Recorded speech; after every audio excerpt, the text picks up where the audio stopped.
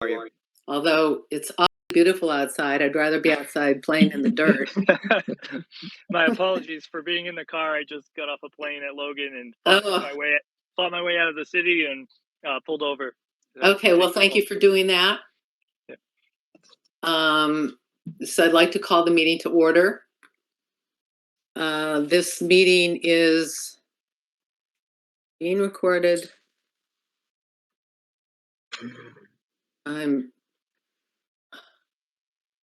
I am not recording this meeting because I don't have a way of doing that. So Roxanne? I can do it for you. Okay, that'd be great. Thank you. This meeting is being recorded by the City of Greenfield. If any other persons present are doing the same, please notify me this time. Okay, thank you, Jay.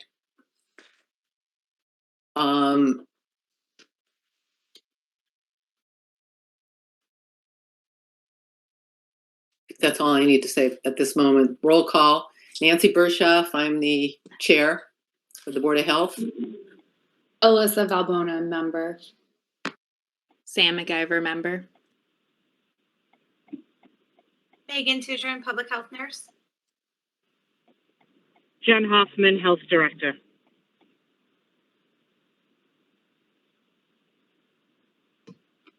And we also have the mayor as our guest tonight. Thank you, Mayor Roxanne. Just for a little while, I'll have to pack up and go to the school committee meeting before too long. Okay, thank you. First item on the agenda is the approval of minutes from the May 9th meeting. Do I have a motion to approve the minutes?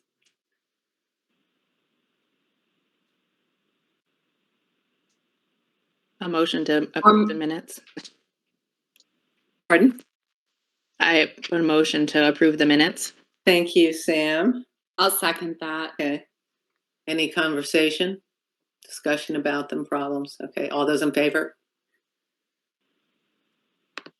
Thank you very much. Okay, motion approved, minutes approved. Okay, looking for a COVID update, Jennifer and Megan. Jen, do you want me to go? Yes, please. So in April, we had 190 cases that were lab confirmed. In May, we had 353. And so far in June, we have 55. So we did start the wastewater treatment testing, and we've had 4 weeks worth of data. And so far, it's still very high. We did have a tiny little drop the second week, but now we're back up to where we started. And I think a lot of our numbers are skewed because pool testing is stopping in the schools because it's the end of the year. We also had a bunch of people drop out of pool testing right before prom and graduation so that if they were positive, they could still attend their events. And we know that there was a lot of positives that were at those events from contact tracing, but either didn't test or did home tests and didn't follow the isolation guidelines. So I'm assuming that next week our numbers are going to be even higher. Mm-hmm. A lot of celebrating going on, right? What was that? A lot of celebrating going on. Is that what you're implying? Yes. And we were working with our epidemiologist, Jack Sullivan, who's working on the grant with us. And he was talking about the newest variants. We have right now 70.9% of our cases in Greenfield are the BA212.1. And that one is the most contagious that we have so far that we've seen. And it's not within 6 feet for 15 minutes or more anymore. It's now outdoors. It can be more than 6 feet. It could be for 5 minutes. So those kind of old guidelines don't work anymore for this new variant. Which is hard for contact tracing for the people that want to do the right thing. The guidelines are old. And then the BA4 and 5 just got turned into a variant of concern. It was a variant of interest, but now it's in the United States. 0.4 of the cases are in the Northeast right now, and that was just found within the last week or so. So those numbers are going to start going up because that one is even more contagious than everything else we've seen. And that one evades immunity. So people that have had it within the last 90 days can get it again. And the vaccines don't hold up to this one so far. So that's what's coming down the pike. Whoa.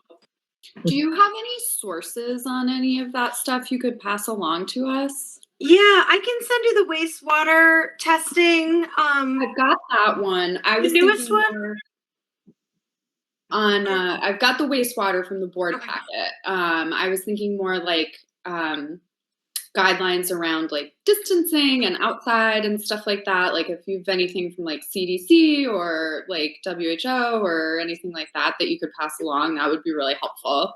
Yeah, I'll ask Jack for his information. He's the one that's been going on to all the meetings with Harvard, and there's a bunch of different research projects that he's involved in. So he's got all that information. I'll ask him to send it over. Thanks so much. Excuse me 1 second. On that note, we had a meeting with our epidemiologist today, the collaborative. And for those who aren't aware, we are collaborating with this grant with the towns of Montague, Deerfield, and Sunderland. And the presentation he gave was, I thought was excellent. Megan can give you her opinion. And I think I would like him to present to the board in the near future, as well as the public for informational purposes, just to see the trends that we have seen from March of 2020 till May 31st of 2022.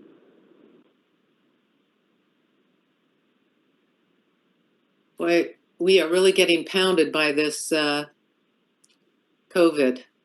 One of the new things that amazing. I'm working on, I don't think I said this already, it was the long COVID. I just started doing more research on it, and it's looking like between 10 and 30% of our cases are getting long COVID. And I think that that's almost worse than, like we've been always concentrating on hospitalizations and deaths, but the long COVID is really the thing that's going to impact us the most. I have a few people that haven't been able to go back to work. It's been 3 months, and one of my cases works in a factory and is unable to go back because of the dizziness. You can't work on a machine if you're dizzy. I have another person that's passing out twice a day. The wait list to get into the clinic for long COVID at Bay State is already booked out till November.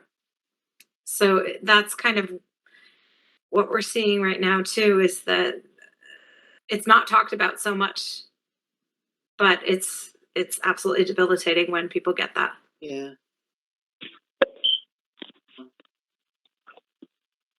And as for hospitalizations,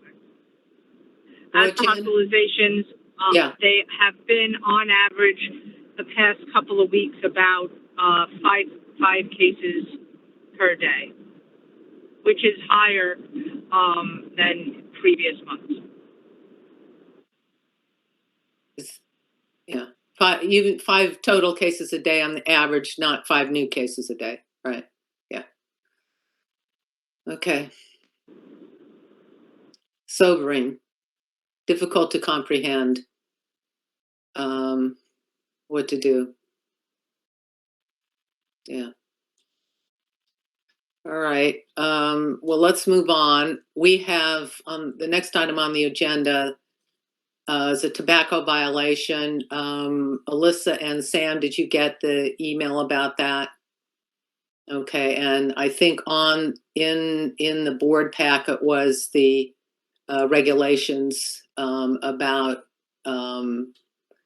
tobacco violations and the consequences, and what our job really is to assess the appeal. So we have a letter of appeal in the form of this email, and this Ben Brooks, you're here. Yes, I am. Yes, thank Yes, you. Yes, thank you. okay, thank you. Thank you. I'm sorry, I didn't make the connection there. All right. That's okay. Okay, so if I can just reflect here, in your email, you said that as of June 1st, you are implementing a mandatory ID scanning for all ages, right? Right. Restricted products, okay. Yes. And that's in my mind very impressive, and I congratulate you on that. Thank you. Thank you. And you've already initiated payment of the fine. For what we can do here at the Board of Health, especially based on your effort already, we have the leeway of deciding whether you have a 1-day suspension of your right to sell up to 30 days. Okay. So our job is to decide how many days as a board. And my recommendation is that we would make it 1 day. Okay. Thank you very much, and I'll speak when I can, but I really appreciate that. So I'll offer a motion that for the I don't have a name for it. You're representing FL Roberts. Yeah, FL Roberts was the old corporation that Nouria Energy out of Worcester, Massachusetts purchased several years back. Okay. So Nouria Energy is who the violation was for, because Okay. we are the owner of that location. Okay. So I move that we limit the suspension of the sale of tobacco products to 1 day for this violation by Nouria Energy. I'll second that motion. Thank you. And is there any further discussion? Okay, I just again want to share my appreciation for you taking action on this.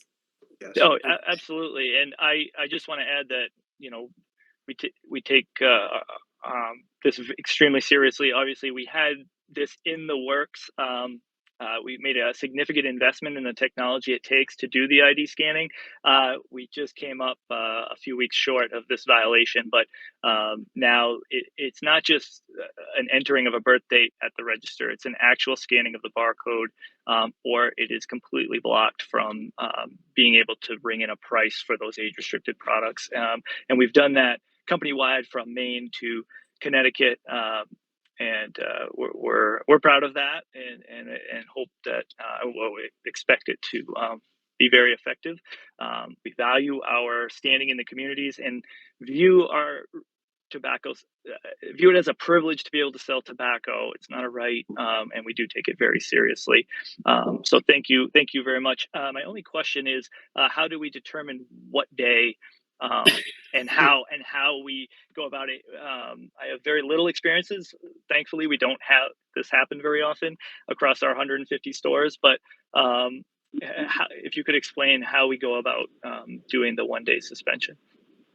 Let's see. I'm going to defer to Jennifer. Are you on? And can you explain that? I am.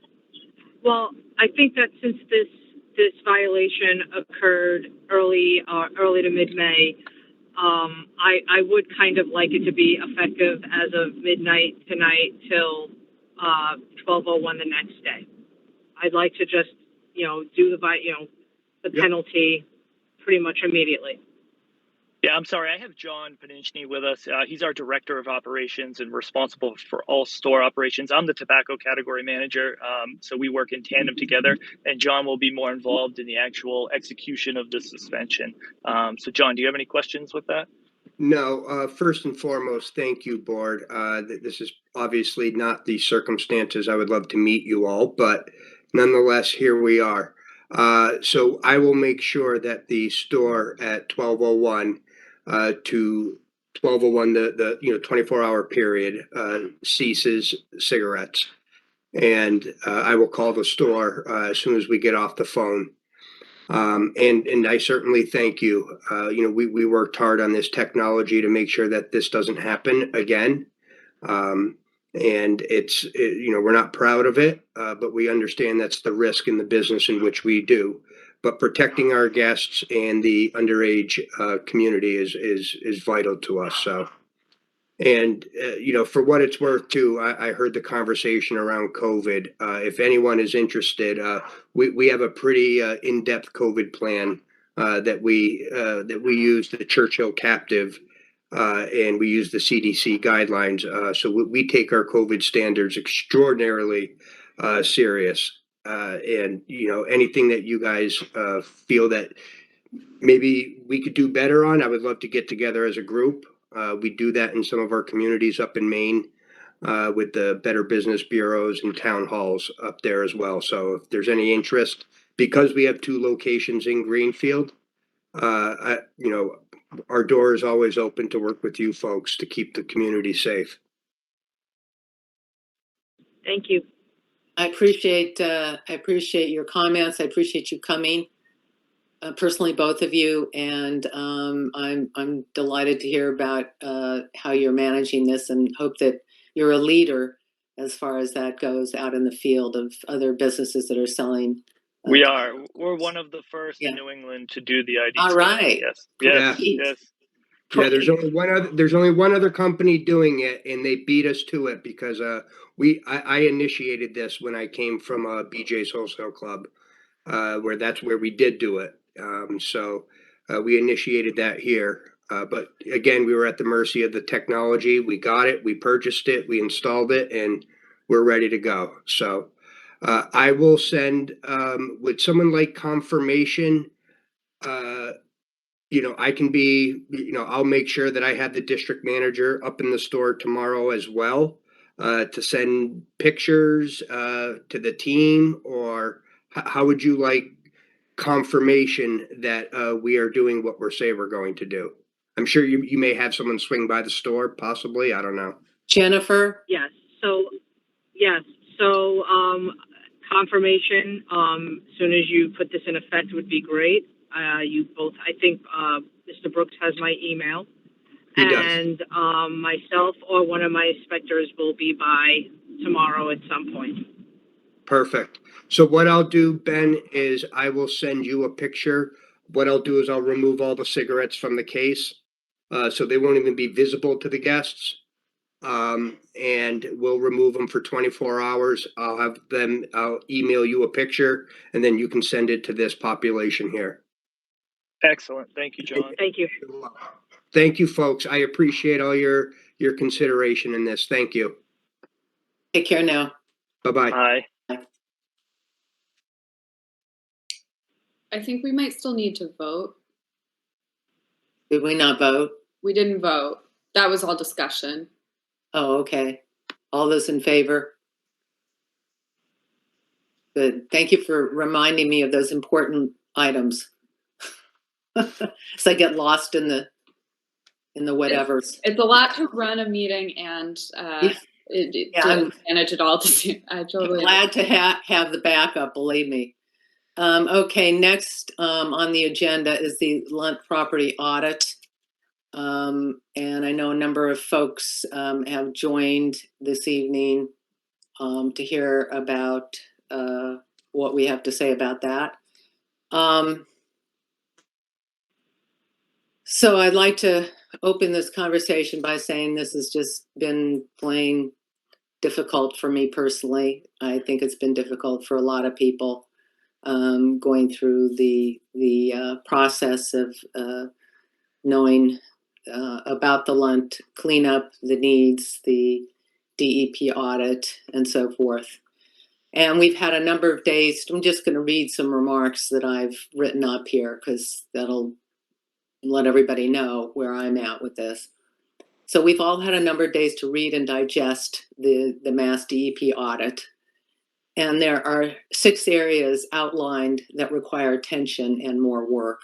Most of these concern the extent of the TCE contamination, identifying the sources and finding ways to mitigate or stop further spread. The state has given us only 60 days to submit a conceptual phase 2 scope of work that will need approval before we can proceed with further cleanup. In addition to the audit, we received a document entitled Key Findings prepared by the Lunt Neighborhood Action Group. And here's a quote from the key findings I'd just like to read. The Board of Health has not used its skills and authority to assist the community by requiring accurate information, and by doing so, it has failed to protect the public health of the Lunt neighborhood. I have spent a great deal of time considering this statement. I agree that we did not have all that we did not have accurate information, meaning we did not have all the information that I would like to have had. For that, I accept full responsibility. As the chair of the Board of Health, I'm the one charged with getting all of the relevant materials to my board for review. I apologize to my board, to the Lunt neighborhood, and to the citizens of Greenfield for my error. Looking back, I can see my blind spot. For the January 26, 2022 Board of Health meeting, I did fully review the materials we had at the health department. And I did gather supporting information from the state DEP and from the EPA, but I was unable to see what was missing, the glaring absence of the DEP's full response to the OTO. OTO is the licensed site professional company. The OTO's phase 2 CSA submission of April 2020. Without that, it was impossible to clearly understand where things stood. In my opinion, the audit we just received for the phase 2 submission is exactly what we should have received in 2020.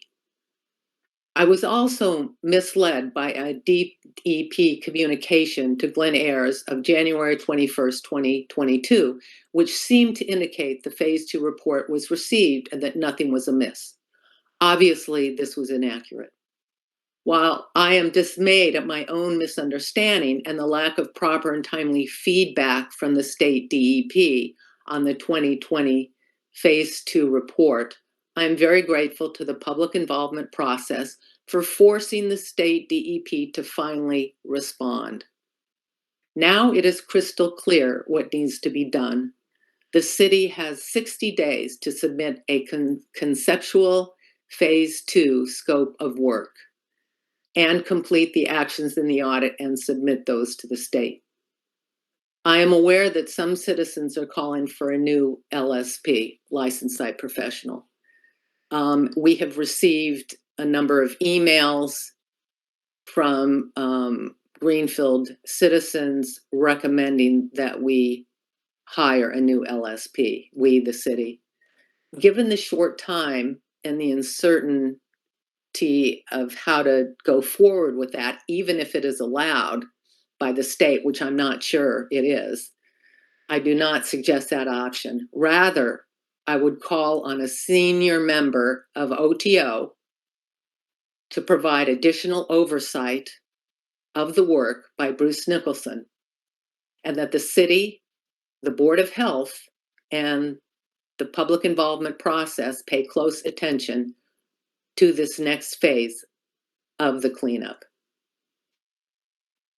The other thing that I would like to suggest that we consider is arranging a Board of Health meeting where we invite the Department of Environmental Protection officials to come and to respond to questions about the audit and the LSP, whatever. So I think that's something that we can arrange, and I want to put that out there as a possibility, as a follow-up to this meeting. So at this point, I would invite my fellow board members and our health director and the mayor, whoever, to offer their perspective.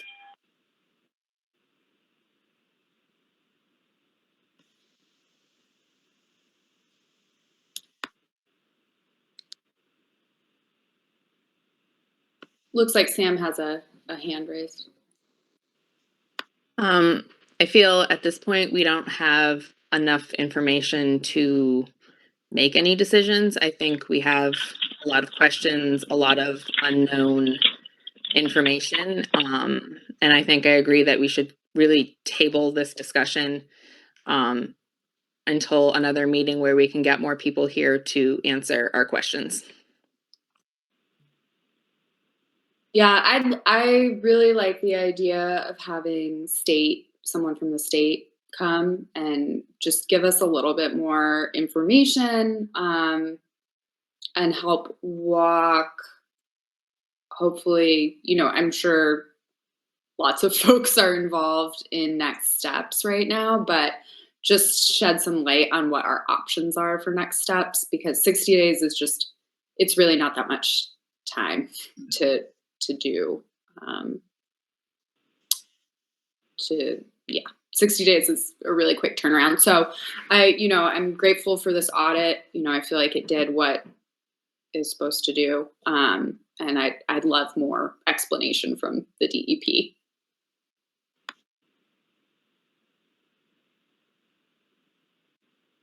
Thank you, Alyssa, and thank you, Sam. You want me to go next? Please. Okay. So like you, Nancy, I find the information in the audit concerning, and I appreciate very much that certainly the people who live around 298 Federal Street, but everyone in Greenfield who is following this is concerned and should be concerned. And similarly, I have said this all along, I personally, as mayor, but as Roxanne Gartner, citizen of Greenfield and taxpayer, who also lives in the neighborhood just slightly to the east of it, do welcome the PIP process and thank the PIP petitioners for bringing this forward. I've said it before, and I meant it then, and I mean it now. And also, I'm very happy to now have the audit, because I think it does provide the information that was missing, that we needed and have needed basically since 2020. So it is now that I have it, I just want to remind people I have a lot of information. I have 3 accordion files folders full of information going back to 2012 on this, but at some point it stopped in 2019. I do have a copy of the draft 2020 phase 2, I guess it's a second round ESA. And I believe that is, in fact, the very document that was reviewed by DEP, along with things that they saw and inquired about on their site visit, and also likely had further conversations with OTO. So now I'm brought up. I feel like I've been brought up to date in that respect. And I'm glad that they were finally on the job to review it and have done what appears to be a very thorough review of it. So I do know that OTO is working on it. Bruce Nicholson in particular, the LSP, and he is having senior staff, or at least certainly people that are not he, but that he works with, review it as well in order to provide the proper response. The time frame, while short, is potentially subject to some flexibility, I understand, from Mr. Ziegler, but it is OTO's intention to finish it as much as possible, get it done on time. So at this moment, that's exactly the way they are working. So I support your idea of having someone from DEP.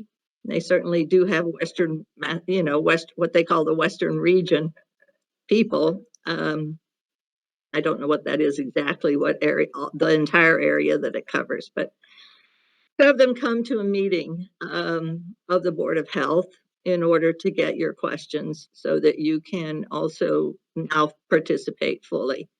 Because I feel like we, whether we like it or not, we've been brought in at the, at almost the 11th hour.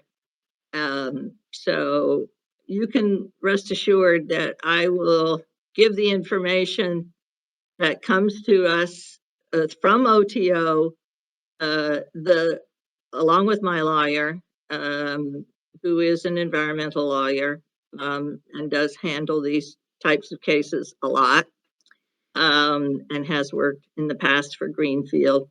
Along with him, give the information that we get from them in terms of steps and mitigation that they want to take. For each of the 6 areas, I will give it the greatest scrutiny, and be ready with whatever questions that I may have in order to see what the next steps are. So I'm interested in those next steps too, and hearing what exactly they are. I suspect they are just as has been said in the past, recommendations from the DEP on the mitigation that needs to happen, further recommendations, and then either agreeing with what OTO puts in front of them, or gives them further guidance. So that's what I have to say on this. With regard to the new LSP idea, I have said this consistently. OTO has been on this project since 2012. They do have the information that they have. It's disappointing. It's greatly disappointing that we've gotten this far and we know some of the things that we know, the data gaps, the additional things that need to happen in terms of mitigation, that we've gotten this far. But this is the way the process works. It is fairly long. It's technical. It's includes a lot of communication back and forth between DEP and the environmental agency involved, which happens to be OTO. And I don't think it's wise or prudent to change that horse in the middle of this stream, really, because that in and of itself would take a long time. And any new person would have to review the same material from start to finish and basically still comply with the order. So we're going to stick with the person that we have until such time as it seems that, whatever the next steps are, if we're not satisfied, then we can take it to a different level. But this is where we're at right now. Thank you, Mayor. Oh, and I did want to say, in terms of getting that meeting and the number and the people that you want at it, I'm happy to assist in that. Have my office assist you and Director Hoffman in making sure that gets done. Thank you very much. Yeah. Director Hoffman. Thank you, Mayor. I was just going to say if the board would want me to reach out to the DEP and the contacts on there to see if we can schedule a time with them. That would be convenient for them and the board. So I just wanted to know if that was the case.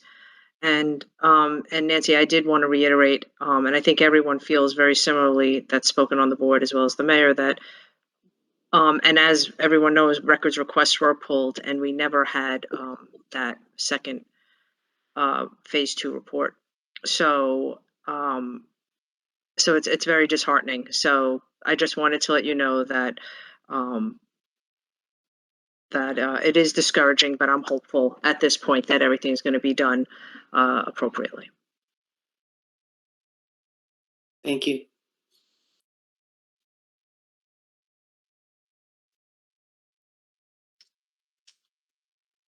I'm gonna probably Yeah. leave Yes. shortly because I have to pack up and get myself over to the John's On.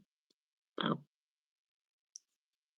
but thank Yeah. you. Thank you. Thank you for coming. I Oh, yeah. appreciate your presence. Thank you for Thank you.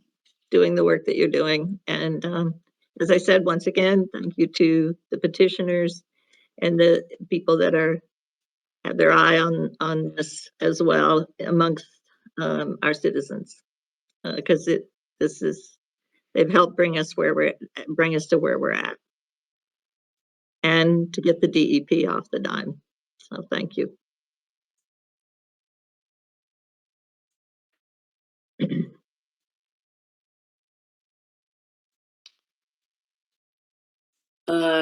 Any other comments from our board about the Lunt process? Okay, we have a little, don't have a lot of time here. Is there anything important, Jennifer, on property inspections or restaurant inspections that you need to offer? Otherwise, we'll move on to public comments. There are a couple of things I'd like to just bring up with properties. Okay. So, the city of Greenfield's health department has been having a couple of complaints and concerns about the unofficial dog park. Nicole and I went there and spoke to the people there that have been, staying there, and we were asking where their waste, where they're putting their waste, trash, so on and so forth, and they stated they dump their gray water at the water department and their trash at the trash site at the dump, and they shower and stuff like that at the YMCA. They have memberships there. So I confirmed that information with the water department, and they said that yes, indeed, they're dumping their gray water and other waste materials there. And it's an honor system. They do sign a book to dump it, but they confirm that that is being done. I have been there a few other times just to spot check and double check, just to see how things are going and checking in. They are not young, not old, but not young. So I just wanted to, especially with the weather being so warm, just wanted to also check on their well-being. As for everything else there, though, it's more of a police issue of if they should be there, shouldn't be there. But from a health department perspective, there was a concern about our people, using the river as their personal bathroom. And as far as I can see and document, they are not. What But do I'm they not with them use? What do 24 they hours a use? day, but Yeah. they're not. Do they have a Um, porta potty accessible? No, but there are trash cans available. Yeah, but what do they, you mean for their feces? You don't mean for, They have gray water, they collect it. yeah, gray water is different than, Oh, and their fecal matter, they Yeah. collect and bring it to the wastewater treatment. oh, that goes too. Oh, Yes, all right. everything is It's going. not just gray water, it's No, their, no, their everything is waste. going. Sorry, I wasn't all their clear. bodily waste. Okay. All their bodily functions are going to the water treatment plant. Okay. And they sign a journal, and it's documented that they Interesting. I had no idea. so I that just was wanted to legal. confirm that. So that's one. Two is 10 Montague City Road. That has been on our radar. I mean, even in the health department, way before I was there, it's been ongoing. And this is it was a former junkyard, and the gentleman there lost his license, and there's a whole licensing concern. Again, not a health department issue. We've been following up with this gentleman, trying to have him remove the metal and the cars and just all the stuff he has there from a junkyard. And it's very difficult to move progress with that. We started implementing fines, but when it comes to unregistered vehicles, this is more of a buildings issue. So Commissioner Snow is now working on that. However, we visit this gentleman weekly to every other week. And about a month or two ago, he came to our office, and he was extremely unkempt and wearing soiled clothes, bodily fluids, and he was discussing fines with us and so on and so forth. Our other inspector, Mr. Arroyo, has visited a few times and he didn't change his clothes. But last week, he was not doing well, where I filed an elder at risk form and a complaint. And Megan Tudrin went to visit him today, and LifePath is there today. And we have him set up with his doctor. So I know Mark Snow went there yesterday. I don't know the outcome of that conversation as of yet. We've just been two ships in the wind with each other. So, but I will follow up. But we have been trying to work with this gentleman, but he is kind of ill right now. Coombs Ave, I don't know if anyone's noticed, trash is starting to recollect. I have sent notification to that person, that's the landlord. I haven't heard anything back. So again, we're going to start enforcing that. Place Terrace, that other famous property. The middle apartment in that property is pretty much the culprit of all the trash and unregistered cars.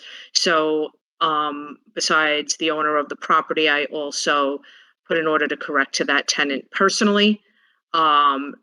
They're in the middle of an eviction process separately. So that's back on our radar again. I met with the Attorney General's office regarding receivership programs last week, and we had 10 properties. I think I told you about the last 5 last time. So we went to 1113 Russell Street, 31 Cheapside, 20 Meridian. And basically, we're probably moving ahead with several of the properties we saw last time and this time for receivership.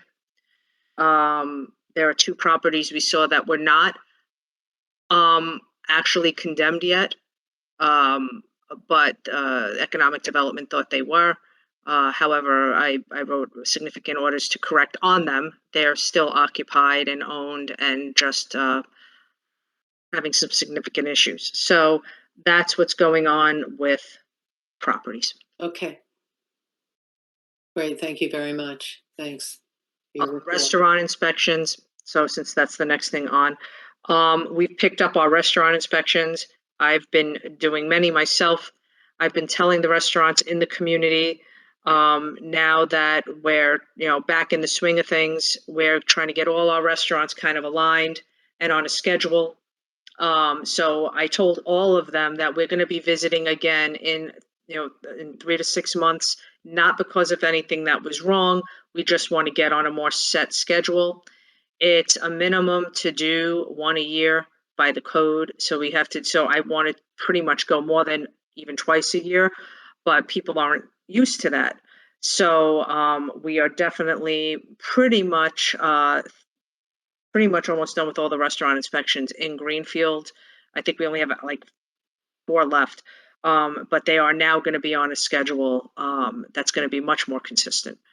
So I just wanted to let you guys know that. Thank you. Okay, thank you very much.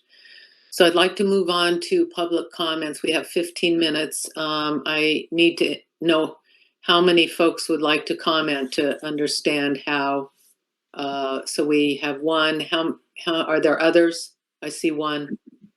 Nancy, would you like me to moderate? I would like you to moderate. Thank you very much, Alyssa. Can everyone who wants to comment just say hi in the chat? That will probably be the easiest way for me to keep track. If you don't have access to the chat for some reason. Okay, I'd like to request that comments be limited to 3 minutes. Alyssa? 3 minutes, yeah. Okay. Sorry, I can't find the chat on my device, but I'd like to speak at some point too. Was that John? Sorry, I was flipping. Yes, sorry, John Bottomley. Okay, so I've got John, I've got Glenn. Anyone else? Okay. John, you're on my screen now, so why don't you go for it? Great, thank you. Thanks, and thank you to the Board of Health. I know this has been difficult and there's a crazy amount of information. So I really do appreciate your work and looking at it. I wanted to respond to a couple comments from the mayor, in that I really feel the Lunt Neighborhood Group is the only reason we have a DEP audit in our hands. That's really it. It started with our experts that came to the EDC meeting on the council, and that's the only reason that we have an audit. And I believe it showed a lot of really insufficient and disturbing results in it. So, and that's because this whole plan was privatized. So OTO is the one that's responsible for that cleanup, and they didn't do it. I also wanted to say to the mayor, we don't want her thanks. We want the property cleaned up. And to follow up on that, I want to say we will probably need your help. This has been extremely difficult. We've faced resistance at every step of the way. And I don't have confidence in OTO that this will actually get done, because they've been on it since 2012. And all we have is obfuscation and incorrect information. And the DEP actually did the audit. So I heard a lot of shade thrown at DEP, but they did provide us the information we need, and we need to make sure that it actually gets cleaned up. So that's what I care about. And I really hope that you will help us get there. Thank you. Thanks, John. Let me just reset. Okay, Glenn. Hi, Board of Health members. Thank you for the opportunity to provide public comments, and I'll try to be brief. I just want to acknowledge Nancy's public apology. I understand how difficult that was. And from experience, from being a chair of a Board of Health way back many years ago, it's not an easy thing to do, to talk to the public and admit that you may have erred. So I appreciate that very much.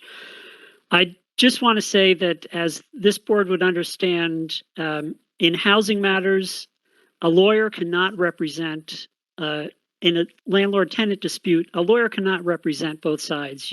A lawyer could not go into court and represent the landlord at the same time as representing the tenant. That would be a clear conflict of interest. It would be a violation of their code of ethics, and the judge would never allow that.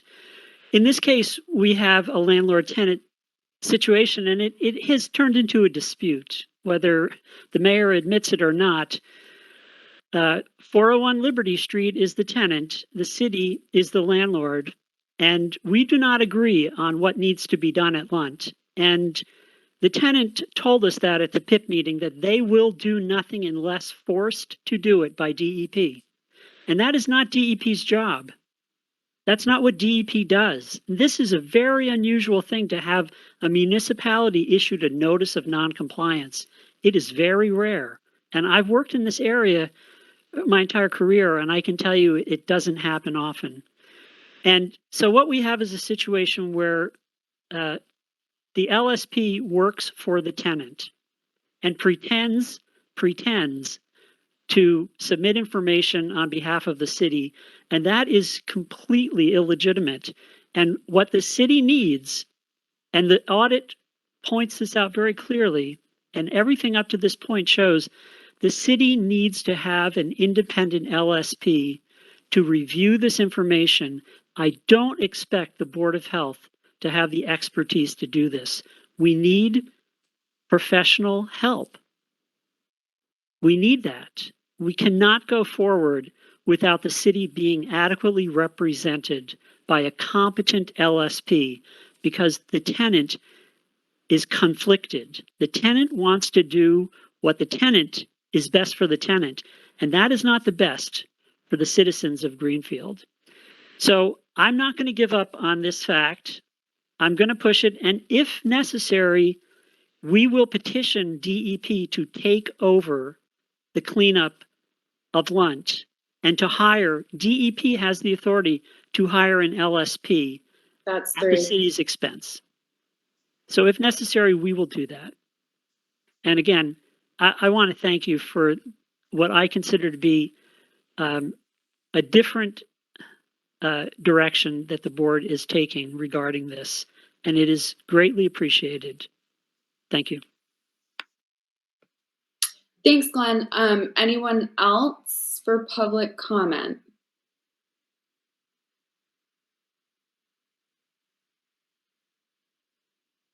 Okay, I think then we're ready to set the next meeting.